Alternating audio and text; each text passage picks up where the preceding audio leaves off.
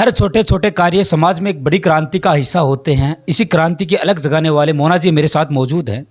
मोना जी नवलगढ़ पंचायत समिति से सदस्य भी हैं और समाज के रूप में एक जागृति के रूप में वर्तमान समय में काफ़ी कार्य कर रही हैं। मोना जी, पहले तो स्वागत आपका नवलगढ़ एक्सप्रेस पे। थैंक यू ताराचंद जी। मैं बहुत ही अच्छा महसूस कर रही हूँ कि आपने मुझे ये मंच दिया अपनी बात रखने। काफ़ी समय से हम ये खबरें देखते हैं कि मोना जी हैं इस क्षेत्र में गोठला ये बातचीत करें, जो भी पंचायती क्षेत्र है उनमें पेड़ को लेकर या महिला जागृति को लेकर काफ़ी एक्टिव भी रहती हैं और कार्य भी करती हैं। क्या ऐसा दिमाग में कब आया कि तो आप अपने बारे में बताइए, फिर जो आपके जो कार्य हैं उनके बारे में हमें थोड़ा सा बताइए, क्योंकि नवलगढ़ का हर वो दर्शक हमारा जानने का इच्छुक रहेगा। जी देखिए, मैं यहाँ की बहू हूँ, नवलगढ़ की बहू हूँ, लेकिन मैं जो मेरा पैटर्नल प्लेस है वो अजमेर है और अजमेर से ही मैंने अपनी पढ़ाई करी है। केंद्र विद्यालय से स्कूलिंग करी है और सोफिया गर्ल्स कॉलेज से मैंने अपना ग्रेजुएशन किया है, डबल एमकॉम किया है, बीएड किया है। और फिर मेरे फादर इन लॉ ने मुझे अपॉर्चुनिटी दी कि मैं अपना जो भी अपने आप को एक्सप्रेस कर सकूँ और समाज की सेवा कर सकूँ, तो उन्होंने मुझे मौका दिया और बहुत खुशी है मुझे कि समाज ने और मेरे वोटर्स ने मुझे सपोर्ट किया इस चीज़ के लिए। तो ये मेरा इंट्रोडक्शन है। और बाकी जो काम मैं कर रही हूँ इसकी जागृति मुझे ऐसे आई कि मतलब मैं शादी करके गांव में आई, मैं हमेशा शहर में रही हुई हूँ। तो मैंने देखा कि यहाँ पे जो हमारे पैड्स होते हैं उसका डिस्पोजल का कोई अच्छा माध्यम था नहीं, ना कोई कचरा लेने वाला आता था, ना फेंकने के लिए एक पर्टिकुलर कोई डंप यार्ड था यहाँ पे। तो मुझे हमेशा इसको जा कर के गाड़ के आना पड़ता था, जो कि बिल्कुल अच्छा महसूस नहीं करवाता था मुझे। और फिर बाद में जब मैं देखती थी नेक्स्ट डे वो वैसी सड़कों पे पड़े मिलते थे, या मैं कभी ट्रैवल कर रहे थे तो हम देखते हैं सड़क के आसपास कचरा पड़ा हुआ दिखता है, तो वो हमेशा मेरे मन को कहीं ना कहीं कचोटता था कि बाकी हम कंट्रीज़ देखते हुए इतनी साफ़ सुथरी हैं, हमारी कंट्री इतनी ख़राब क्यों है। तो मेरे को एक वो मिला कि मतलब मैं इस पैड से तो परेशान थी ही। तो एक दिन मैंने आर्टिकल पढ़ा, मैंने देखा सस्टेनेबल पीरियड्स। तो सस्टेनेबल पीरियड्स के अंदर 3-4 प्रोडक्ट्स थे, जैसे टेम्पॉन्स है, क्लॉथ पैड्स है, ये मेंस्ट्रुअल कप है। अब क्लॉथ पैड मुझे इसलिए पसंद नहीं आया क्योंकि सेम उसका प्रोसेस है कि आपको उसको धोना पड़ेगा, आप उसके साथ वैसे ही परेशान होंगे, वो आपको उसका ध्यान रखना पड़ेगा, और सेम पैड जैसा ही सिमिलर प्रोसेस था। टेम्पॉन्स इसलिए पसंद नहीं थी कि उसका एक ड्यूरेशन है और उसके बाद में वो लीक करने लग जाता है।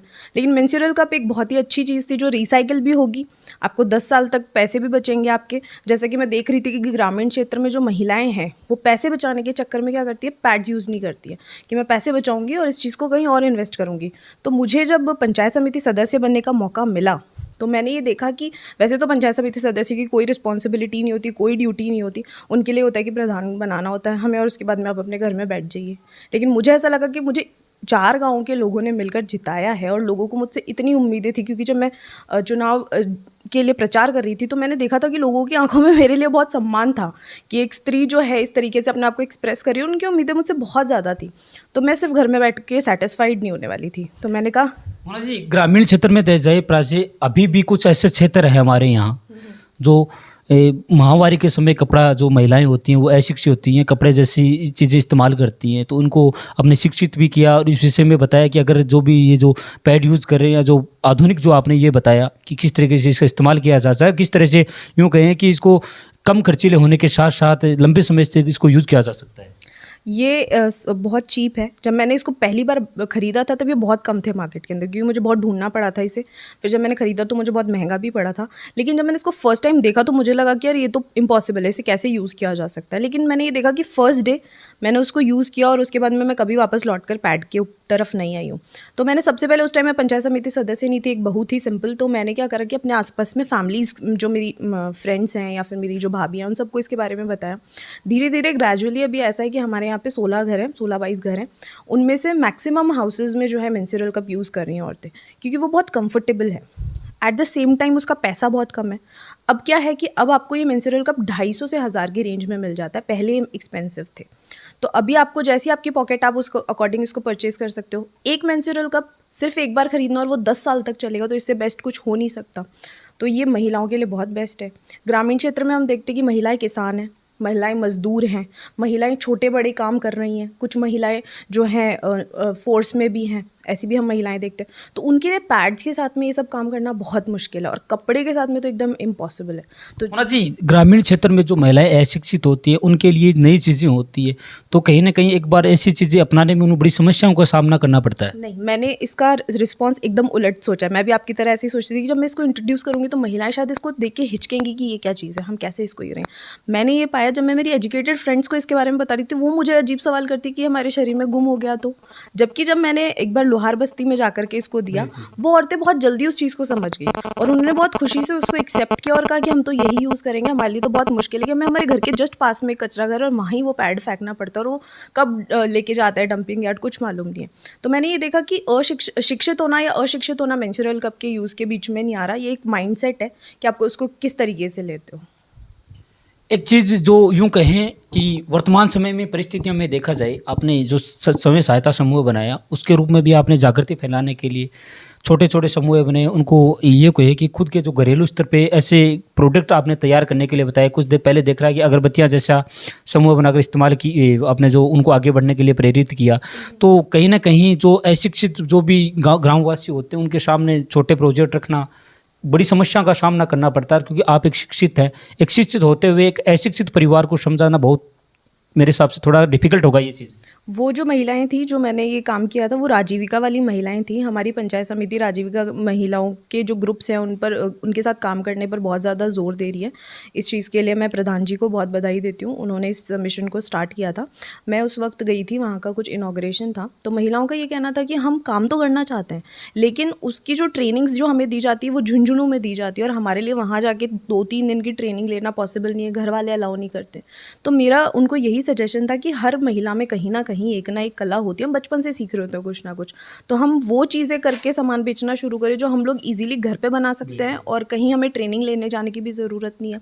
तो मैं उन्हें यही सिखा रही हूँ, और मेरी कोशिश है कि जब मैंने एक बार जो मेरे मेंस्ट्रुअल का मेरे ब्लॉक को फ्री कर दूंगी मैं मेंस्ट्रुअल से, उसके बाद में मैं इन महिलाओं के साथ में ऐसी उनको शॉप्स खुलवाने में सजेशंस दूंगी, उनकी हेल्प करूंगी कि वो घर से बैठकर गाँव में ही वो सामान बेचे। और जबकि मैं तो सजेशन करूंगी कि अगर गाँव में कोई सामान बना रहा है तो गाँव वाले उसी से वो सामान ले, ताकि महिलाओं को जो है बेचने में और बनाने में मुसीबत ना हो। तो ये तो बात थी जो समाजी स्तर पर किए गए कार्य थे। अब राजनीति में भी सक्रिय हैं। राजनीति के रूप में आप यूं कहें कि नवलगढ़ विधायक डॉक्टर राजकुमार शर्मा के एक प्रेरणा स्रोत के रूप में आप काफ़ी कार्य है उनके द्वारा किए गए हैं, प्रेरणा स्रोत के रूप में आप देखते हैं। तो राजकुमार जी के द्वारा जो वर्तमान समय में या पीछे के क्षेत्र में जो भी कार्य किए गए थे, क्योंकि आप लगभग 15 साल से वो विधायक हैं, जब आप आए तो उनके किस प्रकार से उनके जो कार्य थे उनसे प्रभावित होकर आज आपने कांग्रेस को चुना और कांग्रेस के साथ रहे विधायक के साथ मिलकर आपने आज इस क्षेत्र में विकास कार्य के लगातार है वो भी करवा रहे हैं। जो राजकुमार शर्मा जी वो सच में एक इंस्पिरेशन है। पहले जब मैं राजनीति से मेरा कोई वो नहीं था, तो मैं मेरे फैमिली के लोगों को देखती थी कि हर छोटा बड़ा आदमी जो है राजकुमार जी से मिलने के बाद उनकी चर्चा किए बिना नहीं रहता था। मैं कभी उनसे मिली नहीं थी।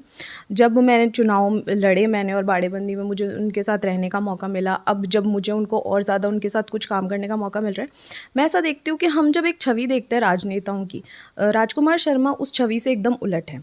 वो बच्चों के साथ बच्चे हैं, बड़ों के साथ बड़े हैं। एक चीज़ जो उनको सबसे अलग करती है कि वो हर व्यक्ति जो उनके आसपास है वो हर उस व्यक्ति पे फोकस करते हैं। अगर आप वो कहीं से निकल रहे हैं और उनके पास में एक गाना बजाने वाला आदमी उनका नाम ले ले, वो रुककर उससे भी बात करते हैं, तो उनमें एक अभिमान नहीं है। दूसरी चीज़ जो है वो हमेशा जो है ना, हम जब उन्हें छोटे छोटे आइडियाज़ देते हैं, अब मैं जो हूँ पंचायत समिति सदस्य, लेकिन अगर मैं उनको फ़ोन करके कोई एक छोटा आइडिया भी दूंगी ना, तो वो उसको बहुत ध्यान से सुनते हैं, उस पर काम करने की कोशिश करते हैं जितना पॉसिबल हो। अच्छा आइडिया होता है तो बहुत प्रेज़ करते हैं।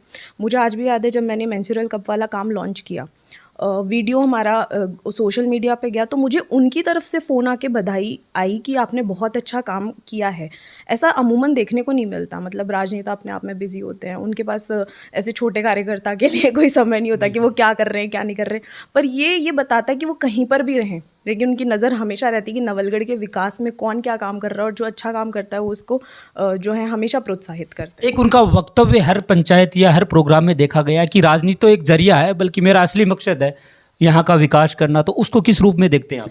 इस रूप में देखती हूँ कि जब मैं यहाँ शादी करके आई तो नवलगढ़ और झुंझुनू मेरे लिए, मैं जब अपना माइंड सेट करके आई तो मैं तो सोचती थी ये बहुत ही बैकवर्ड एरिया है और पता नहीं मैं कहाँ शादी करके जा रही हूँ। जब मैंने देखा तो मैं अगर बाकी तहसीलों से नवलगढ़ को कंपेयर करती हूँ तो ये बहुत एडवांस है। और जिस हिसाब से विधायक महोदय नई नई चीज़ें लेकर के आ रहे हैं, जैसे आज हमारे पास गवर्नमेंट कॉलेज है, उनका एक सपना है कि यहाँ पर गवर्नमेंट हॉस्पिटल बने, यानी सैटेलाइट हॉस्पिटल बने, और जो हमारा पुराना हॉस्पिटल है उसे जनाना में कन्वर्ट कर दिया जाए। ये जो चीज़ें ना, ये जिला स्तर की है, ज़िले में होती हैं ये सारी की सारी चीज़ें, जो कि नवलगढ़ जो है तहसील है लेकिन आज एक ज़िला बनने की तरफ अग्रसर है। और मैं बिल्कुल ये मानती हूँ कि नवलगढ़ राजस्थान के अंदर एक ऐसा क्षेत्र बन चुका है जिसके बारे में सब जानते हैं। जैसे बहुत सारी तहसीलें जिनके नाम हम जानते भी हैं, लेकिन नवलगढ़ एक पॉपुलर क्षेत्र है। यहाँ के बच्चे जो पढ़ रहे हैं, लिख पा रहे हैं, लोगों को जो बेसिक अमेनिटीज़ मिल रही हैं वो ज़िले स्तर की हैं।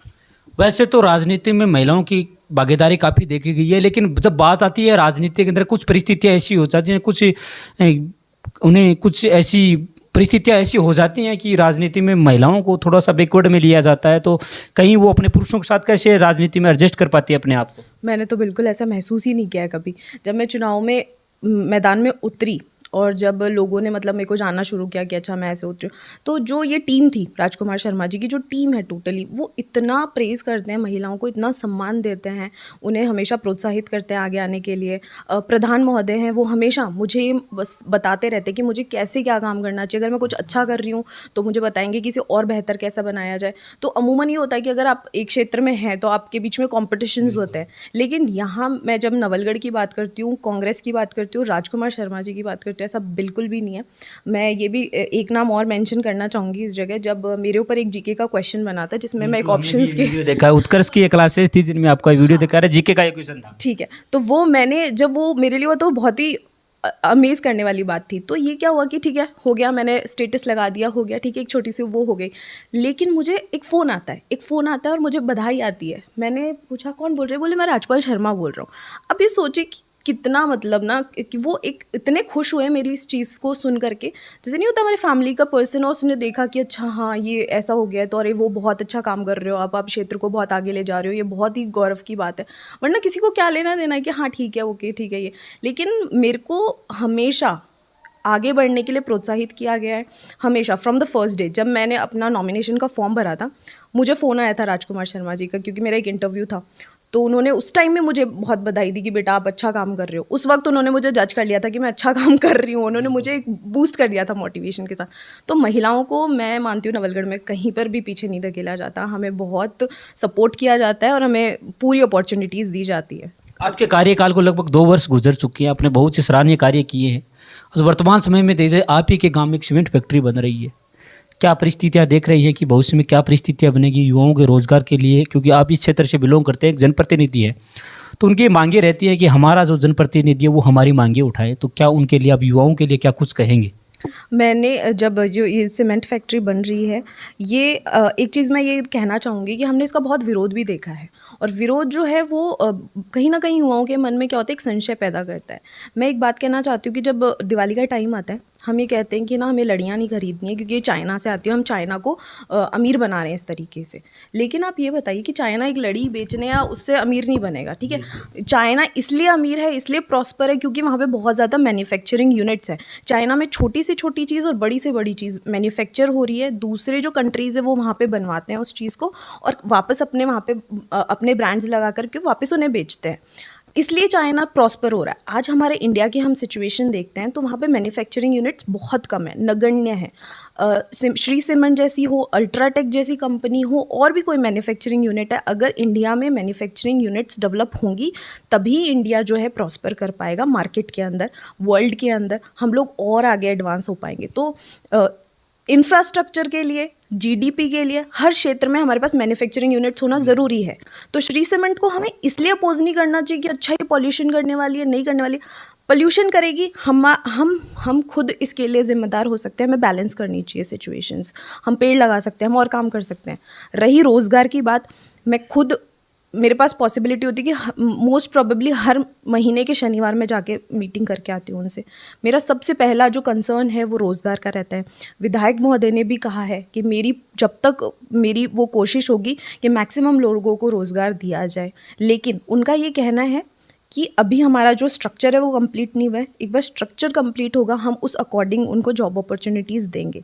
मेरी कोशिश भी यही रहेगी, जब श्री सीमेंट बन के तैयार हो तो गोठड़ा के मोस्ट ऑफ द युवा हैं जो वहाँ पर काम कर रहे हो, जो डिज़र्विंग है उस पोजीशन के लिए।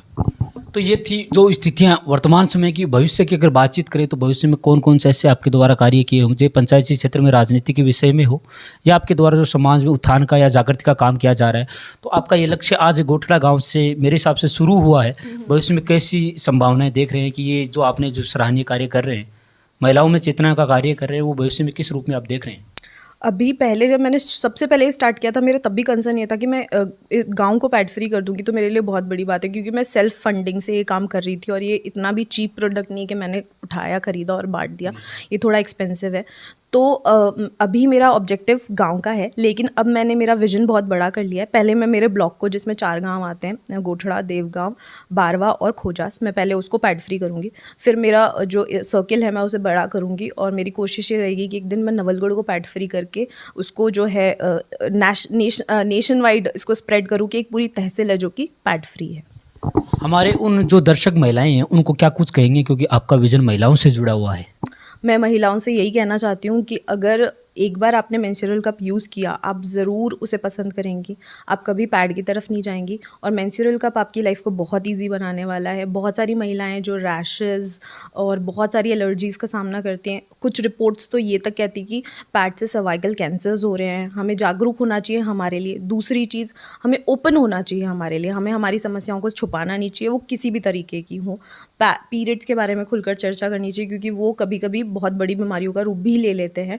तो अगर कोई भी प्रॉब्लम है तो हमेशा अपनी प्रॉब्लम्स को खुल के बताइए, चाहे आप बाहर जाके आपके साथ ईव टीजिंग हो रही है, चाहे वो पीरियड्स है या कुछ भी है, अपने आप को बोल्ड बनाइए प्लीज़। तो ये थे हमारे साथ मोनाजी राठौड़, जो वर्तमान समय में पंचायत समिति नवलगढ़ में सदस्य भी हैं और वर्तमान समय के अंदर महिला जागृति के क्षेत्र के अंदर अपना कार्य है वो कर रही है। इनका विजन है कि आज मैं मेरे गाँव से, इस गोठड़ा गाँव से, मेरी पंचायत जो वार्ड नंबर 9 है उससे ये कार्य प्रारंभ किया और भविष्य में इनका विजन है कि पूरी विधानसभा को है वो पैड मुक्त बनाया जाए। अगर विषय में क्या सोचते हैं आप कमेंट करके हमें बताएं और वीडियो को शेयर कीजिए।